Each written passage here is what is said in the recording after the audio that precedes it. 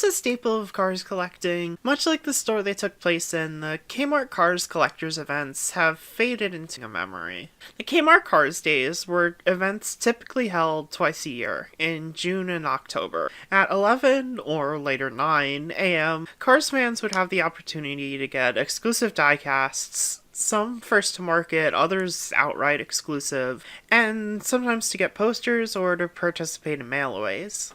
Ultimately, there would be 11 of these events. The first was held on October 18th, 2008.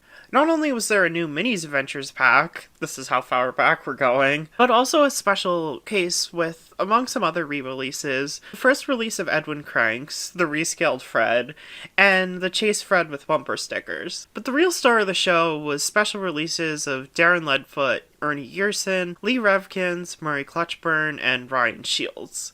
These had unique Piston Cup Stadium card designs, and it was also the first release of the latter three, period, outside of the Motor Speedway of the South set. This was back during the World of Cars days, when Piston Cup releases beyond the main three were only just starting to become common. At this point, only Claude, Aiken, Winford, and Dale were available as singles, and they were the only ones that would be available as singles till around 2013 or so. Ernie and Darren had both been released, but were only in 3-packs. With all that, and the fact that, again, this was coming just off the release of the Motor Speedway of the South set, these were really enticing releases. It was a good set. The event was very obviously a success, and the 2-year tradition began. 2009 also began the release of Piston Cup racers with rubber tires at these events, which would become a staple for a while. The second, on June 20th, 2009, brought Punchy Wipeout, Kevin Shiftwright, Chuck Armstrong, Kevin Racing Tire, Ralph Carlo, Todd Marcus, Holland Gas, Rusty Corn Fuel, Ruby Easy Oaks, the first release of Mini and Vitaline Pity, a re-release of Todd, and an inclusion of Mario Andretti with the Chase package. It was a lot, 11 new releases in total technically, and some really cool stuff. The third, on October 17th, 2009, drastically cut back on new releases, however, having Rubber Tires Claude Scruggs, Krusty Rotor, Dirksen Diagostini, Billy Oil Changer, Manny Flywheel, Misty Motorcross, and Davey Apex. The others in the case were nothing special at all, just a brand new Mater, Chick, McQueen, Yellow Ramon, and Sheriff, all cars that had been available since at least the Supercharged days. The 2009 events were still considered a success by Kmart, as they would continue on obviously, but the shine was already beginning to fade. Old recounts of the events on forums or sites like Take 5 a Day show around the third event it was already becoming more common for there to only be one person in attendance. The Piston Cup Racer releases were also starting to become a lot less enticing. Not only were most becoming common through multi-packs or launchers at this point, but the packaging was changed this year to a shot of McQueen, Chick, and King, and the sponsor of the racer in the corner rather than unique artwork. They even changed from full-size cards to short cards for the third event. Another thing I think hurt these releases is the rubber tire cars don't work well on playsets. Anyway, 2010 continued the events, and even brought back the unique artwork for the racers on the cards, now using the night skyline background, still one of my favorites ever. Collector's Event 4 was on June 12th, with rubber tire releases of Ernie Gearson, whose package, unlike the original Collector's Day 1 release, now sits spare mint, which I'm sure never caused any debates ever. Murray Clutchburn, Lee Revkins, Winford Bradford Rutherford, Brush Kerber, Floyd Mulvihill, James Cleaner, and probably the only really notable car of the event, even at the time, the Speedway of the South version of Dale Earnhardt Jr., with an alternate expression and the nitroid body shape. In what would end up being his last release period. The fifth, on October 23rd, meanwhile, had rubber tire releases of Sage Vanderspin, Greg Candyman, Johnny Blamer, Slider Petrolsky, Aiken Axler, Ryan Shields, Darren Leadfoot, and Eugene Karborowski. For the first three, they were their first releases outside of the Motor Speedway of the South. So, of course, Sage and Fox were included in a 3-pack with the Rubber Tires Lightning McQueen weeks before the event. Great planning, guys. Oh, also Chase Payne Ask McQueen was in the case, which is neat. The first sort of rarer or more enticing single in the cases in a while, because the others this year were just really common lenticulars, and we all know how much the fandom loves those. With 2011 came Cars 2, so what better time for a promotional tie-in event? On June 25th, just one day after Cars 2 released, was Kmart Collector's Day 6, bringing with it an early release of Hydraulic Ramon, rubber tires versions of Francesco, Nigel, and Shu, and to close out the Cars 1 Piston Cup racers, besides the Apple iCar, obviously, rubber tires single releases of McQueen, King, and Chick. So this is where I come into the picture. While I didn't attend this event myself, Cars 2 reignited my interest in cars after having sold my collection a few years prior. I quickly started collecting the diecasts again. Kmart was one of my favorite places to go for them, because they were the only place that had lots of Cars 1 singles still. Yeah, so remember how I said around the third event it became really common for people to say they were the only person there? And even prior to that, as early as the first event, you can find recounts on Take 5 a Day saying there were more cases than people there. And this was the result. There were a lot of extra stock that would just rot on the shelves at Kmart for literal years. I even remember finding specifically lenticulars that were in the event cases from 2010, like Tom, Sarge, and Dash Boardman. I even found the rubber tires Claude Scruggs from Event 3 in, September 2011. The cars from these events just weren't drawing people in. A lack of advertising was also a problem, apparently. Word of mouth online was the only thing really spreading the info about them. Speaking of that, Collector's Day 7! On the poster given out at Collector's Day 6, it showed that the other Grand Prix racers, minus Rip, would be released during this event with rubber tires. So all that was in that case was rubber tire McQueen with racing wheels, Jeff Gorvette, Raul Carroll, Miguel Camino, Max Chanel, Carlo Veloso, and Lewis Hamilton. All of these were available in some form the day the Cars 2 diecast line launched, and only Lewis and Miguel weren't available as singles by the time the event came around on October 22nd, 2011. When Cars 2 had first come out, some of the World Grand Prix racers here, like Lewis and Miguel, were in high demand and fetched high prices online. I remember in the bids they were going for over $30. Because they were only in launchers where they tended to sell out first, or a 4-pack. But by October, the hype had died down, so even the World Grand Prix racers not in singles were easier to find. The launchers becoming more common, and there were more multi-packs that had them at the time. Needless to say, when I was there was totally a line out the door. I totally wasn't the only person there, and my grandma totally wasn't really confused why I made her go to a Kmart at 9 in the morning just so I could get Lewis and Max and nothing else.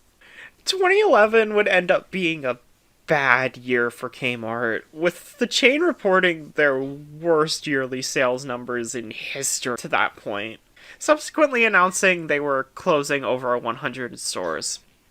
Clearly, this was because they didn't have a rubber tires Mac iCar at day 6 and Rip at day 7.